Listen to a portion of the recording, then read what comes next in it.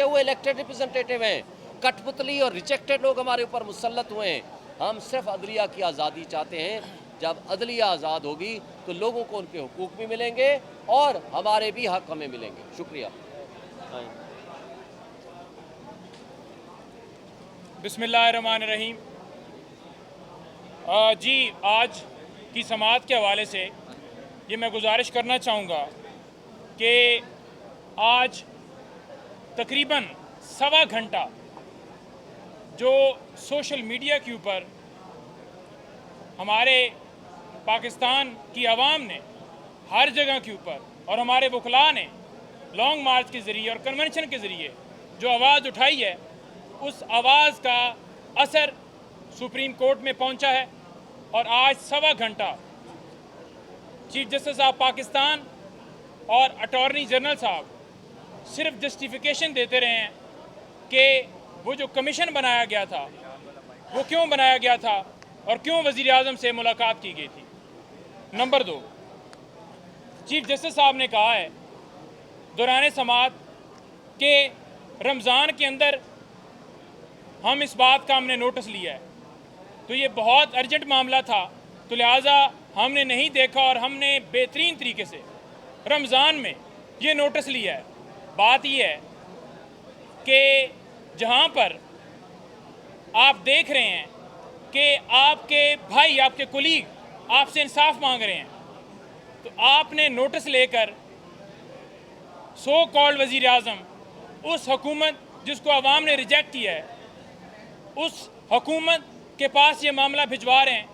अगर एक कातिल को आप कहेंगे कि आप कत्ल के ऊपर फैसला करो, तो क्या वो इंसाफ पे मबनी फैसला करेगा? कभी नहीं।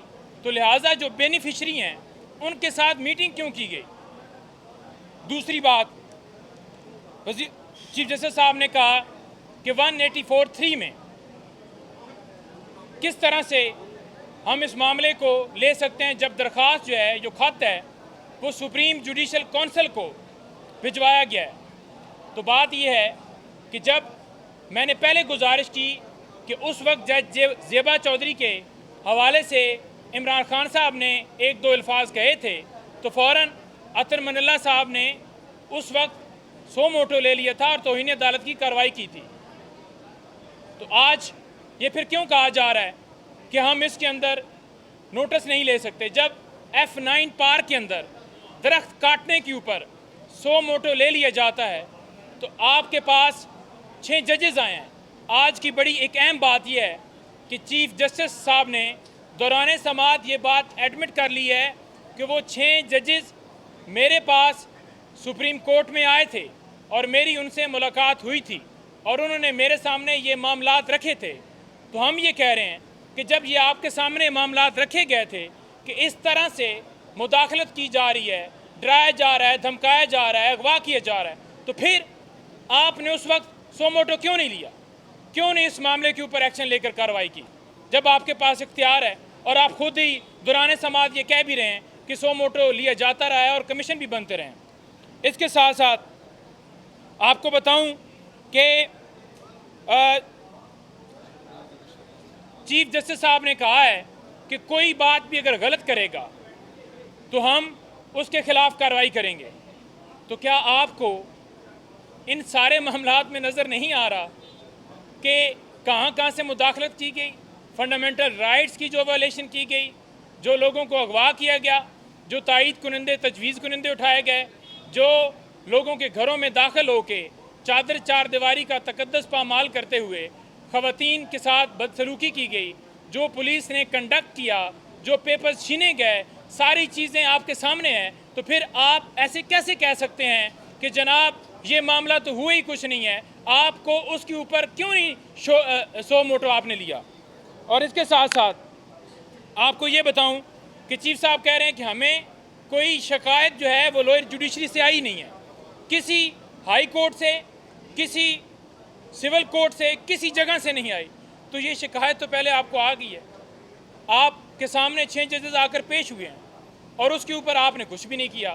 तो आज सुप्रीम कोर्ट में जो समाअत हुई है उसके अंदर फुल कोर्ट बनाने के हवाले से अदालत ने रिमार्क्स दिए हैं कि मुशावरत के बाद उन्होंने कहा है कि मुशावरत के बाद हम फुल कोर्ट बनाएंगे तमाम जजेस, क्योंकि इस वक्त जो है वो कोई कराची है कोई कहीं है, तो इस वजह से ईद के बाद जो है समाअत जो है रखी जाएगी।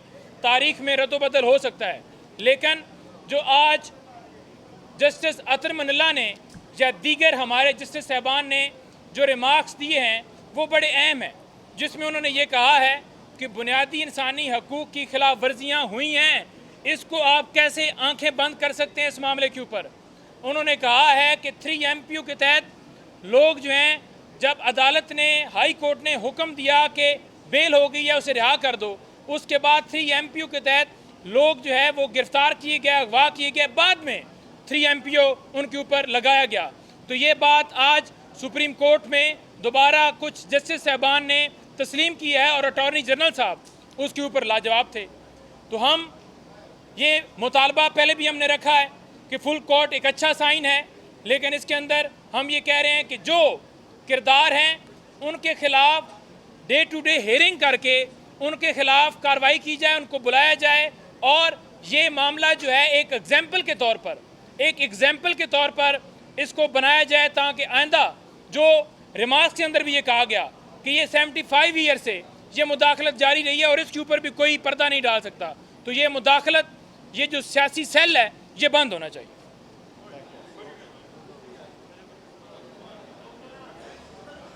अहमद खान साहब को बुलाएं।